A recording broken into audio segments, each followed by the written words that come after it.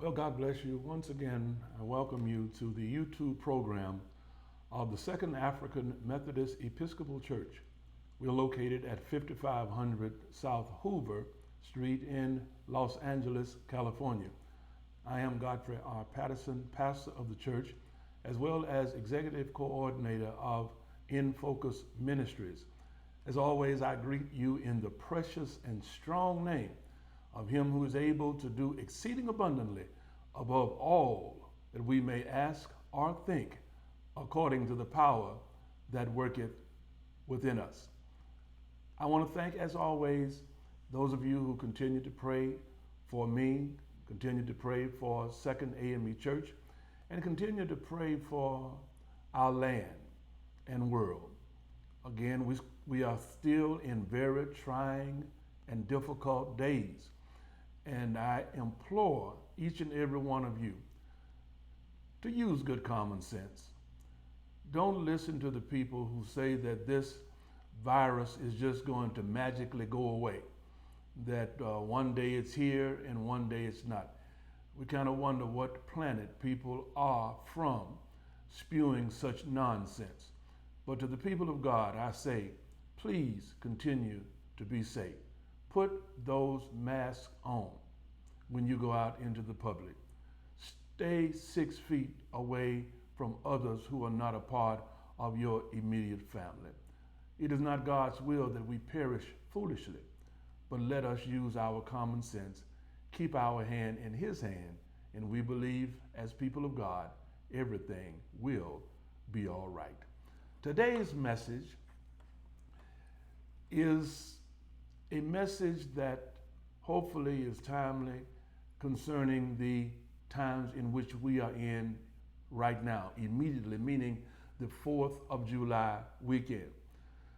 This is a 4th of July weekend like no other in the history of this nation. Beaches that would be filled with surfers, family gatherings, people playing volleyball, sunbathers, and those who just want to enjoy the beauty of God's creation. These beaches this 4th of July weekend are off limits in locales around this nation. Businesses looking to rebound from the losses of being shut down for more than 3 months will not be able to make the financial windfall of profit that usually comes on a 4th of July weekend.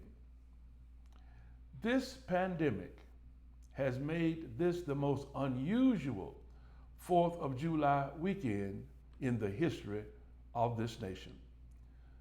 The 4th of July is the celebration of the United States Declaration of Independence, adopted by the so-called Founding Fathers on July 4th, 1776, in the city of Philadelphia, Pennsylvania.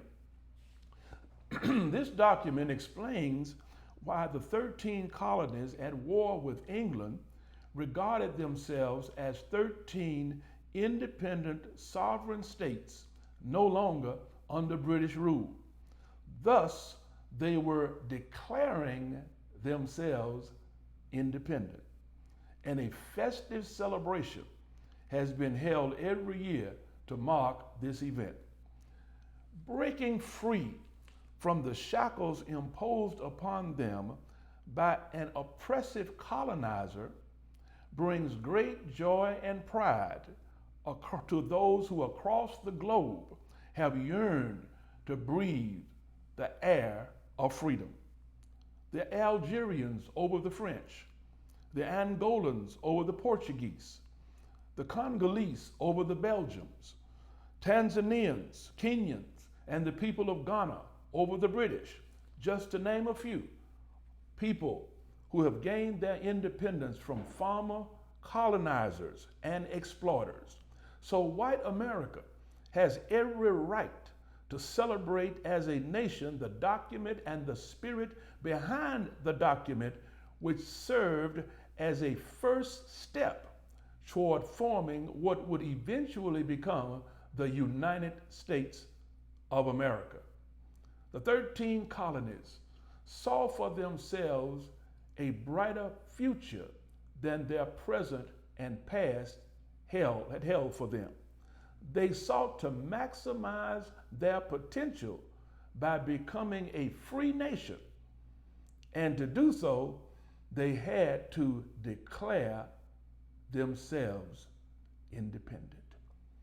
However, I submit to you that as laudable as it is for an oppressed nation to declare their independence from their former colonizers and oppressors, the spirit of independence is tragically counterproductive when it comes to living the Christian life. I submit to you, in fact, that if we are to become the people as individuals and as congregations that God wills that we be, we must do just the opposite of declaring ourselves independent.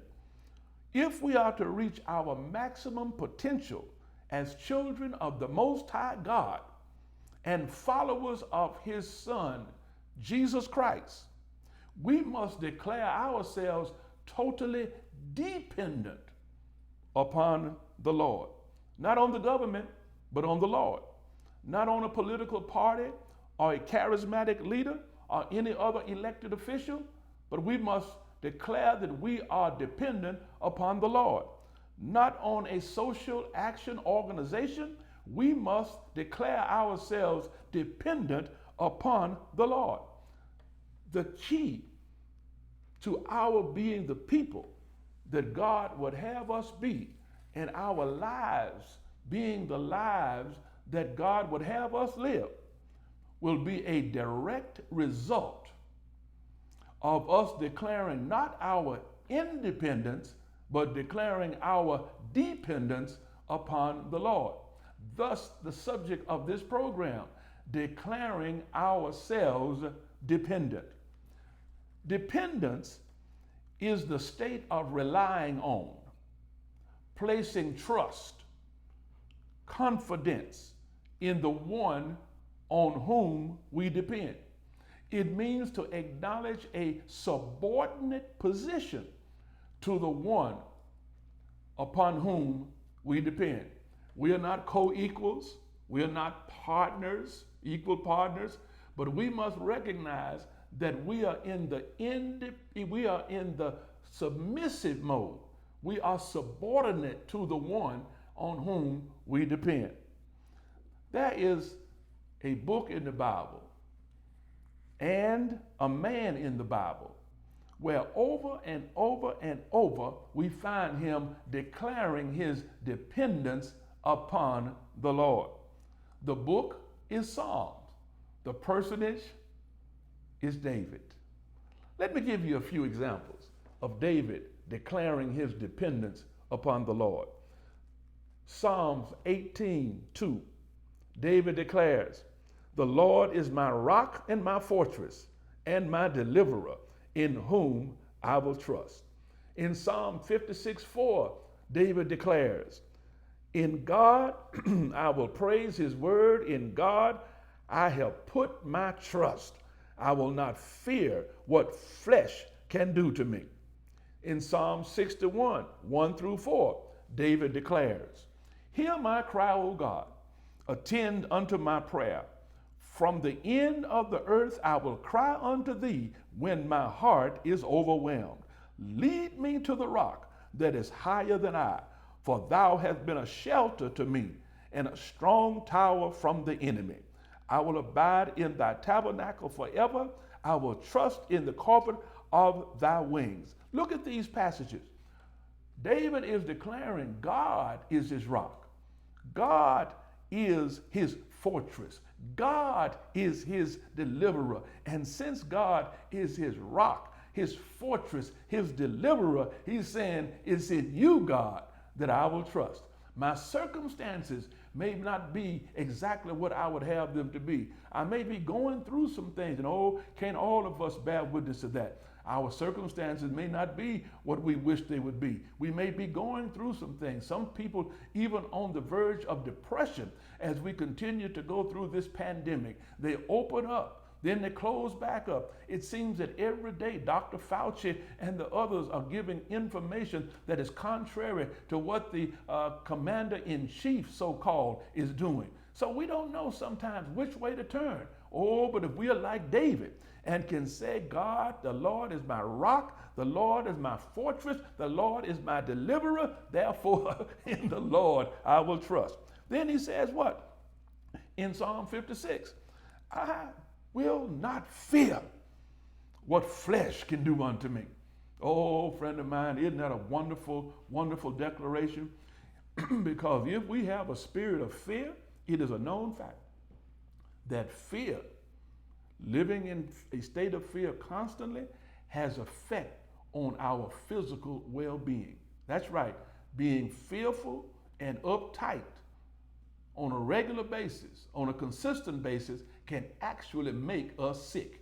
So this man, David, is saying, look here, I know that flesh comes after me, men, women, systems, but though I recognize the seriousness of the situation, I'm not looking through life with rose-tinted glasses. I understand, I deal with reality, but the greatest reality in my life, David says, is that I don't believe that flesh can do anything to me other than what my God allows, and I'm going to continue to put my trust in the Lord. And so you too, friend of mine, you and me, we must always, I don't care what is going on, we've got to dig deep down within.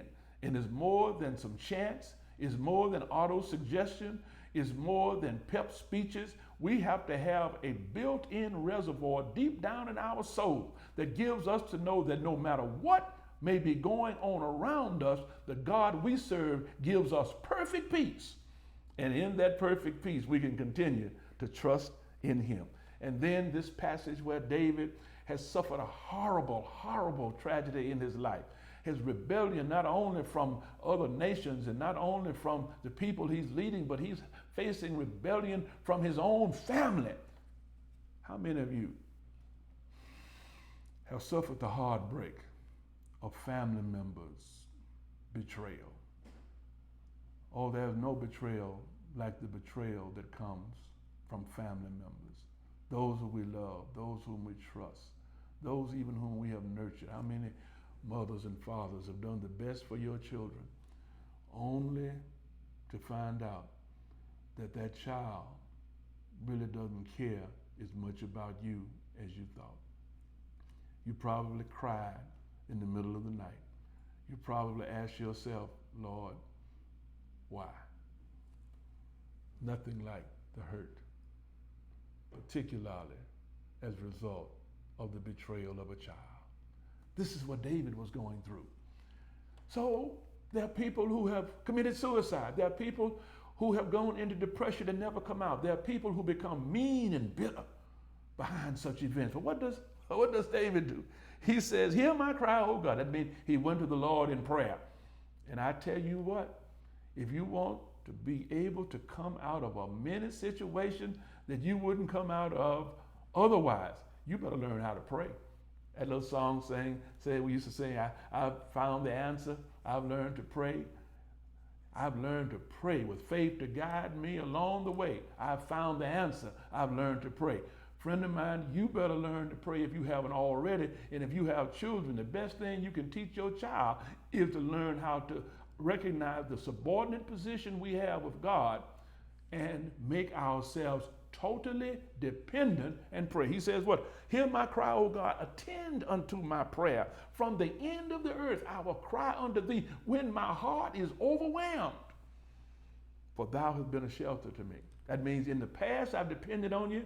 And if you worked it out in the past, I can trust you right now. I don't care what you're going through. Bereavement, sickness, betrayal, job running out, whatever it is, friend, you'd better learn to hold on to God's unchanging hand, recognize our subordinate position to God and submit our will to do His will. And I'm not going to promise you you're going to walk on a bed of roses tiptoeing through the tulips. I'm not going to tell you that you won't have any problems and everything is always going to be shining bright in your life. But I'll tell you this, that God promised never to leave us, not to forsake us. So this man said, you have been my shelter and a strong tower from the enemy.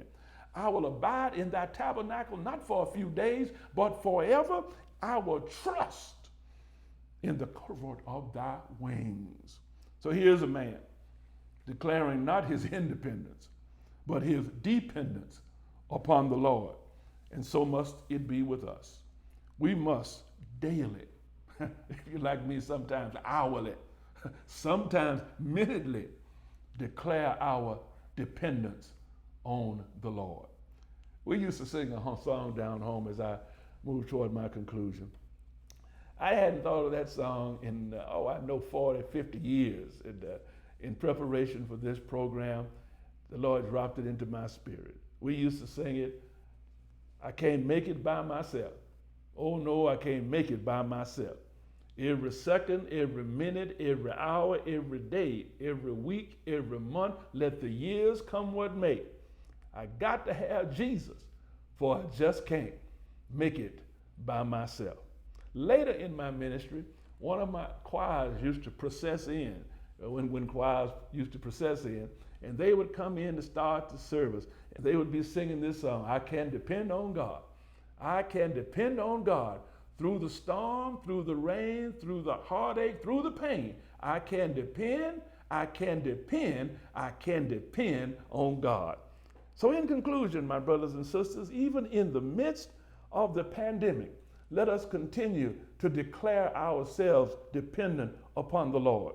Even in the midst of social upheaval, unrest, and the continuation of evil people doing what evil people do, we must continue to declare our dependence upon the Lord. Even though we cannot gather in our church houses, you and I have to learn to make our house, our apartment, wherever we live, we've got to learn to make that our house of worship and continue to declare our dependence upon the Lord. Declaring what? I need you, Lord. I need you. Oh, Lord, I need you. Each and every day as I walk this narrow way, oh, Lord, I need you. And in the name of Jesus Christ, we will continue to declare ourselves dependent. God bless you. And I hope that this message has been a blessing to you. If so, won't you contact us? Our website is secondame.com. Go on the website. If you need prayer, there's a link for you to request prayer. That comes straight to me, and I will go into prayer for you. If you would like to be reached out to, leave us your information and say, I'd appreciate a call. And I assure you, friend of mine, you will receive a call from myself or one of the members of our staff. God bless you. Continue to hold on to God's unchanging hand. And as always, this is Godfrey R. Patterson, pastor of the Second African Methodist Episcopal Church, located at 5500 South Hoover Street in Los Angeles, California. And as always, thank you for your time, this time, until next time.